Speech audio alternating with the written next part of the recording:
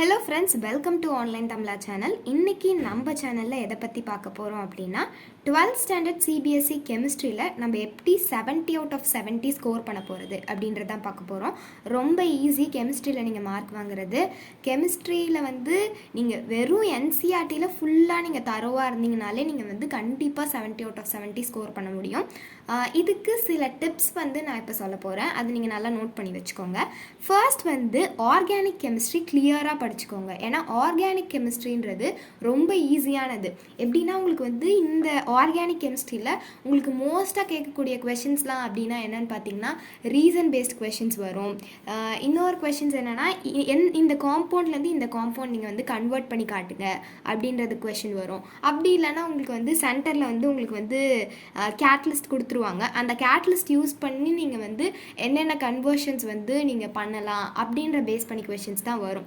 So மோஸ்ட்டாக நீங்கள் என்சிஆர்டியோட exercise examples அதெல்லாம் நீங்கள் தரோவாக இருந்தீங்கனாலே ஆர்கானிக் கெமிஸ்ட்ரியில் கண்டிப்பாக உங்களால் மார்க் ஸ்கோர் பண்ண முடியும். அதை தவிர மீதி எதுவுமே உங்களுக்கு டஃப்பாக கேட்க மாட்டாங்க. நீங்கள் நினைக்கிற மாதிரி போர்டு எக்ஸாம்ஸ் அவ்வளோ கஷ்டமாலாம் இருக்காது. ரொம்ப ஈஸியாக தான் இருக்கும் கெமிஸ்ட்ரி பொறுத்த வரைக்கும்.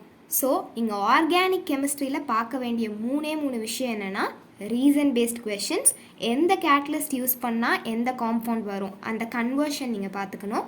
அண்ட் தென் தேர்ட் மெக்கானிசம் பார்த்துக்கணும். சில மெக்கானிசம்ஸ் உங்களுக்கு 3 மார்க்லேயோ இல்லை 2 மார்க்லேயோ சில டைம்ஸ் 5 மார்க்கில் கூட 2 சப்டிவிஷன்ஸ் கொடுத்து மெக்கானிசம்ஸ் உங்களுக்கு கேட்கலாம். So reason based question, mechanism and then conversion இதை மட்டும் நீங்கள் பார்த்துக்கிட்டீங்க அப்படின்னா ஆர்கானிக் கெமிஸ்ட்ரியில் நீங்கள் கண்டிப்பாக ஃபுல் மார்க் ஸ்கோர் பண்ணலாம். என்சிஆர்டியை ஃபுல்லாக பார்த்துக்கோங்க. அதில் இருக்கக்கூடிய எக்ஸாம்பிள்ஸ் அண்ட் எக்ஸசைஸ் பார்த்துக்கோங்க. நெக்ஸ்ட் பார்த்தீங்க அப்படின்னா இன்ஆர்கானிக் கெமிஸ்ட்ரி. இன்ஆர்கானிக் கெமிஸ்ட்ரியில் உங்களுக்கு இந்த டைம் 2 தான் இருக்குது. DNF block and then coordination compounds. இதில் மோஸ்ட்டாக உங்களுக்கு ரீசன் பேஸ்ட் கொஷின்ஸ் தான் வரும்.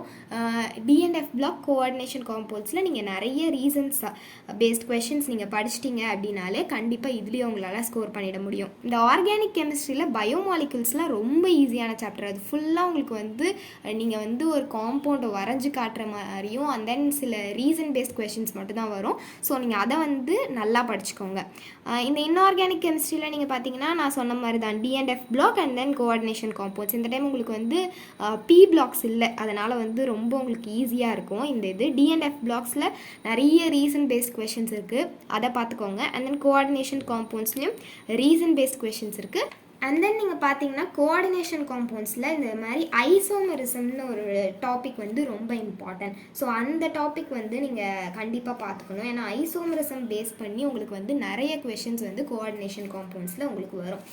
லைக் இங்கே பாருங்கள் M1 MX2 ஸ்ட்ரக்சர், டெட்ராஹெட்ரல் ஏன் பாசிபிள் இல்லை இந்த ஸ்ட்ரக்சரில், ஜாமெட்ரிக் ஐசோமெரிசமில் ஏன் டெட்ராஹெட்ரல் ஸ்ட்ரக்சர் உங்களுக்கு பாசிபிள் இல்லை, ஃபேசியல் அண்ட் மெரிடியல் ஐசோமெரிசம், இந்த மாதிரி உங்களுக்கு நிறைய ஐசோமெரிசம் பேஸ்ட் கொஷின்ஸ் உங்களுக்கு கண்டிப்பாக வரும். அண்ட் தென் உங்களுக்கு சிஎஃப்டி இந்த இதுவும் உங்களுக்கு கண்டிப்பாக வரும். கோஆர்டினேஷன் காம்பவுண்ட்ஸ் பொறுத்த வரைக்கும் ஸ்பெக்ட்ரோகெமிக்கல் சீரீஸ் பார்த்துக்கோங்க.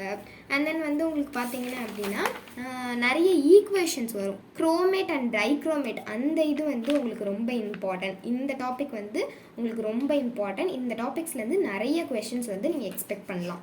அதில் நிறைய ஈக்குவேஷன்ஸ் உங்களுக்கு வரும். எப்படி கன்வெர்ட் ஆகும், எப்படி கமர்ஷியல் மெத்தட்ஸில் நீங்கள் KMNO4 இன்வென்ட் பண்ணுவீங்க, அந்த மாதிரி நிறைய கொஷின்ஸ் இந்த ஈக்குவேஷன் பேஸ்டு வரும். ஸோ நீங்கள் அதை நல்லா பார்த்துக்கோங்க. இது மட்டும் நீங்கள் கோஆர்டினேஷன் காம்பவுண்ட்ஸில் நீங்கள் பார்த்தா போதும். நெக்ஸ்ட்டு பார்த்தீங்க அப்படின்னா உங்களுக்கு டிஎன்எஃப் பிளாக். டிஎன்எஃப் பிளாக் பொறுத்த வரைக்கும் ஃபுல்லாக உங்களுக்கு தியரி தான். ரீசன் பேஸ்ட் கொஷின்ஸ் நீங்கள் நல்லா பார்த்துக்கணும். And then D and F block elements அதை நீங்கள் நல்லா பார்த்துக்கணும். அதுக்கு நிறைய நீங்கள் நெமோனிக்ஸ் யூஸ் பண்ணி கூட நீங்கள் படிச்சுக்கலாம். ஏன்னா ஃபுல்லாக இந்த காம்பவுண்ட்ஸ் நீங்கள் படிச்சுக்கணும். ஏன்னா இது பேஸ் பண்ணி உங்களுக்கு 1 மார்க்லேயோ அசிஸ்டன்ட் ரீஷன்லேயோ அப்படி இல்லைன்னா இந்த 5 மார்க்கில் 1 to 3 சப்டிவிஷன்ஸ் கேட்பாங்கல்ல, அதில் கண்டிப்பாக இந்த டிஎன்எஃப் பிளாக்ல இந்த compounds D compounds and F elements வச்சு நீங்கள் கண்டிப்பாக கொஷின்ஸ் எக்ஸ்பெக்ட் பண்ணலாம். நெக்ஸ்ட் பார்த்தீங்க அப்படின்னா ஃபிசிக்கல் கெமிஸ்ட்ரி பொறுத்த வரைக்கும் ஃபார்முலாஸை நல்லா பார்த்துக்கோங்க.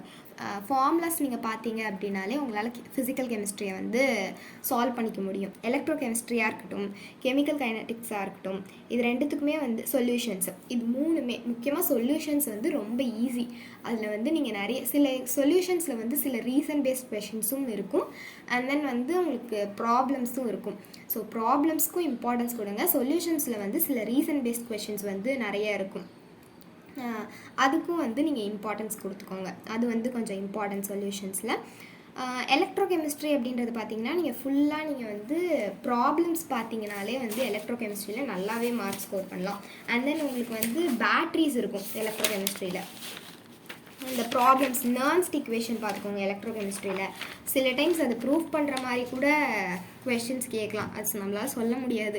சில டைம் ரொம்ப ஈஸியாக கொஷின் பேப்பர் எடுக்கிறேன் இப்படி கூட நம்மளுக்கு எடுப்பாங்க. Voltage law, conductivity, electro conductivity, இதுக்கெலாம் நீங்கள் வந்து ஃபார்முலா பார்த்துக்கோங்க. ஃபார்முலா பார்த்துக்கிட்டிங்கனாலே உங்களால் கண்டிப்பாக வந்து எலக்ட்ரோ கெமிஸ்ட்ரி பொறுத்த வரைக்கும் சம் சால்வ் பண்ண முடியும். எலக்ட்ரோ கெமிஸ்ட்ரியில் மோஸ்ட் இம்பார்ட்டன்ட் திங் அப்படின்னா நீங்கள் உங்களால் மனப்பாடம் பண்ணி ஆன்சர் பண்ண முடியும் அப்படின்னா பேட்ரிஸ் வந்து எலக்ட்ரோ கெமிஸ்ட்ரியில் ரொம்ப இம்பார்ட்டன்ஸ். இதில் அட்லீஸ்ட் உங்களுக்கு வந்து 3 to 3 மார்க்ஸ் வந்து உங்களுக்கு கேட்டுருவாங்க கண்டிப்பாக. ஒரு 5 மார்க்கில் ஒரு சப்டிவிஷனாவோ இல்லை வந்து 3 மார்க்கில் கூட ஒரு கொஷினாக கூட உங்களுக்கு வந்து இந்த பேட்ரிஸ் பேஸ் பண்ணி ஒரு கொஷின் வந்துடும். ரொம்ப ஈஸியான விஷயம். பேட்ரிஸ் படிக்காமல் போயிடாதீங்க, இது வந்து ரொம்ப ரொம்ப இம்பார்ட்டண்டான விஷயம். அண்ட் தென் கெமிக்கல் கைனடிக்ஸில் சில இதுலேயுமே கெமிக்கல் கைனடிக்ஸ் பொறுத்த வரைக்குமே formula and then rate of equation படிச்சுக்கோங்க. கிராஃப் பேஸ் பண்ணி கெமிக்கல் கைனடிக்ஸில் நிறைய கொஷின்ஸ் வரும். Order of the reaction base பண்ணி நிறைய கொஷின்ஸ் வரும். ஆர்டரும் மாலிகுலாரிட்டியும் டிஃப்ரென்ஸ் பேஸ் பண்ணி கொஷின்ஸ் வரும். போன இயர் வந்து இந்த கொஷின் வந்துச்சு, ரொம்ப ஈஸியாக இருந்துச்சு. இந்த மாதிரி சில ஈஸியான கொஷின்ஸ்லாம் நிறைய படிச்சுக்கோங்க. ஏன்னா நம்ம திங்க் பண்ணுவோம் ஈஸியான கொஷின்ஸ்லாம் வராது அப்படின்னு, கடைசியில் பார்த்தா ஈஸியான கொஷின்ஸ்லாம் வரும். நம்ம அப்போ போய் ரொம்ப ரிக்ரெட் பண்ணக்கூடாது, ஐயோ என்னடா இது நம்ம அதெல்லாம் படிச்சுட்டு இது படிக்கலையே அப்படின்னு வந்து நம்ம அங்கே போய் நம்மளால் ரெகுலேட் பண்ண முடியாது. ஸோ வந்து ஃபுல் என்சிஆர்டி நீங்கள் தரவு பண்ணிட்டு போயிடுங்க, அதுதான் நான் சொல்லுவேன். ஆர்டர் அண்ட் மாலிகுலாரிட்டி இது படிச்சுக்கோங்க டிஃப்ரென்ஸ். இந்த ஆர்டர் படிச்சுக்கோங்க. 0 ஆர்டர் ரியாக்ஷன், எந்த order of the reaction does not depends on the concentration of the reactants அப்படின்னு கூட கேட்பாங்க. அது வந்து 1 மார்க்கில் கேட்டாங்க போன டைமு. அது வந்து 0 ஆர்டர் ரியாக்ஷன். இந்த கிராஃப் பேஸ் பண்ணி கொஷின்ஸ் 1 மார்க்ஸில் நிறைய வரும். வித்தியாசமாக இந்த கான்சன்ட்ரேஷன் இங்கே போட்டு டைம் இங்கே போட்டு இதே கிராஃப் கொடுத்துட்டு இது என்ன ஆர்டர்னு கேட்பாங்க. இது மாதிரி நிறைய வந்து வித்தியாசமாக வந்து கிராஃப் கொடுத்து உங்களுக்கு வந்து ஆர்டர் கண்டுபிடிங்க அப்படின்னு சொல்லி கூட கேட்பாங்க. கிராஃப் பேஸ் பண்ணி நிறைய கொஷின் வரும், அதை பார்த்துக்கோங்க. நெக்ஸ்ட் பார்த்தீங்கன்னா நான் சொன்ன மாதிரி தான் order of the reaction. Pseudo order of the reaction படிச்சுக்கோங்க, சில டைம்ஸ் உங்களுக்கு 2 மார்க்ஸில் கூட கேட்கறதுக்கு வாய்ப்பு இருக்குது. நெக்ஸ்ட் பார்த்தீங்கன்னா ஆக்டிவேஷன் எனர்ஜி ரொம்ப இம்பார்ட்டண்டான டாபிக். இந்த ஒரு கிராஃப் தான் உங்களுக்கு ஆக்டிவேஷன் எனர்ஜியில் இது, அண்ட் தென் இந்த ஃபார்முலா இது மட்டும் நீங்கள் படிச்சுக்கிட்டிங்கனாலே உங்களால் ஈஸியாக வந்து சால்வ் பண்ண முடியும்.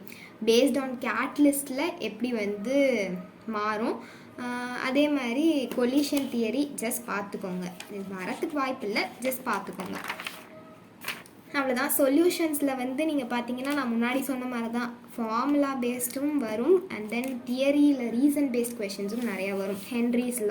ஹென்ரிஸ் லாவோட அப்ளிகேஷன் இது போன டைம் கேட்டிருந்தாங்க.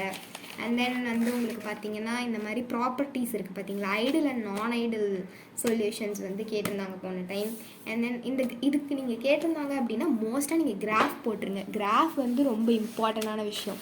ஸோ கிராஃப் போட்டிங்கன்னா கிராஃப் போட்டு ஒவ்வொன்றா கிராஃப் போடுங்க, அண்ட் தென் வந்து டீவியேஷன் மென்ஷன் பண்ணுங்கள், இதோட கண்டிஷன் மென்ஷன் பண்ணிவிட்டு எக்ஸாம்பிள் போட்டுருங்க. எதுவாக இப்போ 3 மார்க் கொஷின்னா ஒரு 4 பாயிண்ட்ஸ் எழுதி வச்சுருங்க, அப்போ வந்து உங்களுக்கு ரொம்ப யூஸ்ஃபுல்லாக இருக்கும். ஏசியோட்ரோப்ஸ் கேட்பாங்க 2 மார்க்ஸ் கொஷின்ஸில்.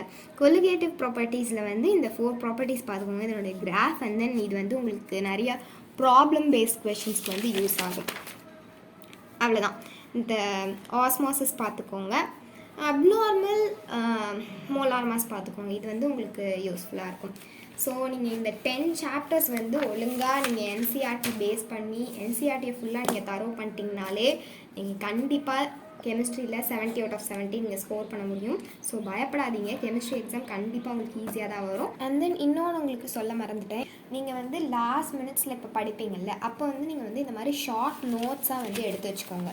லைக் வந்து இந்த பேப்பர்ஸ்லலாம் வந்து இந்த மாதிரி ஷார்ட் நோட்ஸ் எடுத்து வச்சுக்கோங்க. இதுதான் நான் பண்ணேன் லாஸ்ட் இயரு. இந்த மாதிரி பண்ணையில் உங்களுக்கு வந்து லாஸ்ட்டாக வந்து நீங்கள் வந்து மார்னிங் ரிவிஷன் எடுப்பீங்கள்ல, அப்போ வந்து இது வந்து உங்களுக்கு ரொம்ப யூஸ்ஃபுல்லாக இருக்கும். ஈஸியாக நீங்கள் வந்து படித்து முடிச்சிருவீங்க, ரிவைஸ் பண்ணி முடிச்சிருவீங்க. ஸோ இந்த மாதிரி வந்து ஷார்ட் நோட்ஸ் வந்து எடுத்து வைங்க. ஒரு 1 day போதும் நீங்கள் இதை எடுக்கிறதுக்கு. அப்படியே நீங்கள் வந்து படிச்சுட்டே நீங்கள் வந்து எடுத்தீங்க அப்படின்னா ரொம்ப ஈஸியாக இருக்கும். இந்த மாதிரி நீங்கள் எடுத்து வச்சிட்டிங்கன்னா இதுவும் வந்து உங்களுக்கு வந்து யூஸ்ஃபுல்லாக இருக்கும். கெமிஸ்ட்ரி பொறுத்த வரைக்கும் லைனாக எழுதுங்க. பின்னாடியிலேருந்து எழுதுகிறேன், பின்னாடிலேருந்து எழுதுகிறேன் அந்த மாதிரி எழுதி நீங்கள் வந்து கன்ஃபியூஸ் ஆகிடாதீங்க. ஸோ வந்து லைனாக எழுதுனீங்கன்னா வந்து உங்களுக்கு வந்து கெமிஸ்ட்ரி பொறுத்த வரைக்கும் ரொம்ப ஈஸியாக இருக்கும். அதர் சப்ஜெக்ட் பற்றி தெரில, இங்கிலீஷ் அப்படின்னா நீங்கள் வந்து பின்னாடிலேருந்து எழுதலாம். ஏன்னா காம்ப்ரிஹென்ஷன்ஸ்க்கு வந்து டைம் வந்து உங்களுக்கு தேவைப்படும் நிறையா. ஸோ அதுக்கு வந்து half an hour for each comprehension வச்சு எழுதலாம். ஆனால் கெமிஸ்ட்ரி பொறுத்த வரைக்கும் நீங்கள் லைனாகவே எழுதலாம். லைனாக எழுதுனீங்கனாலே உங்களுக்கு வந்து கண்டிப்பாக ஈஸியாக இருக்கும். பின்னாடிலேருந்து எழுதுனீங்கன்னா உங்களுக்கு வந்து சில கொஷின்ஸ்க்கு வந்து 5 mark வந்து உங்களுக்கு ஆன்சர் வந்து தெரிஞ்சிருக்காது. அப்போ நீங்கள் வந்து ஸ்ட்ரக் ஆகிடுவீங்க. ஸ்ட்ரக் ஆகிட்டு நெக்ஸ்ட்டு ப்ரொசீட் பண்ண முடியாது. அதே மாதிரி எனக்கு வந்து மார்க்ஸ் வந்து போனது 1 markல தான். 1 mark பொறுத்த வரைக்கும் எப்படின்னா, நீங்கள் வந்து லைனாக எழுதியில் உங்களுக்கு ஒரு கொஷின் தெரியல அப்படின்னா நீங்கள் வந்து பாஸ் பண்ணி அதை லீவ் பண்ணிவிட்டு நெக்ஸ்ட் கொஷின் போயிடுங்க. நீங்கள் அதே கொஷின்ஸில் ரொம்ப நேரம் இருந்தீங்க அப்படின்னா நீங்கள் வந்து நெக்ஸ்ட் கொஷின்ஸ்லாம் வந்து உங்களுக்கு வந்து பிளாக் ஆக ஆரம்பிச்சிடும். அடுத்து உங்களுக்கு எதுவுமே உங்களுக்கு வந்து தெரியாமல் போயிடும். ஸோ வந்து உங்களுக்கு ஒரு கொஷின் தெரியலனா அதை லீவ் பண்ணிட்டு நெக்ஸ்ட் கொஷின் போங்க. அதே கொஷின்லேயும் இருக்காதீங்க. அந்த கொஷின் நம்ம ஆன்சர் வந்து தப்பாகவும் எழுதிடுவோம் அந்த டைம் நம்ம பதட்டத்தில். ஸோ வந்து அந்த கொஷின்லேயும் இருக்காதீங்க. இது வந்து உங்களுக்கு வந்து அதனால் உங்களுக்கு வந்து 1 mark 2 mark வந்து போகும். ஸோ இது வந்து உங்களுக்கு கட் ஆஃப் இஷ்யூஸும் வரும். ஸோ வந்து ஃபர்ஸ்ட் வந்து ஒரு கொஷின் உங்களுக்கு தெரியல அப்படின்னா அந்த கொஷின் லீவ் பண்ணிட்டு நெக்ஸ்ட் கொஷின் எழுதுங்க. இது வந்து உங்களுக்கு ரொம்ப யூஸ்ஃபுல்லாக இருக்கும்னு நினைக்கிறேன். நம்ம சேனலில் next 1 short video of each chapters வந்து நம்ம போட போகிறோம். மறக்காமல் நம்ம சேனலை சப்ஸ்கிரைப் பண்ணிக்கோங்க, லைக் பண்ணுங்கள், ஷேர் பண்ணுங்கள்.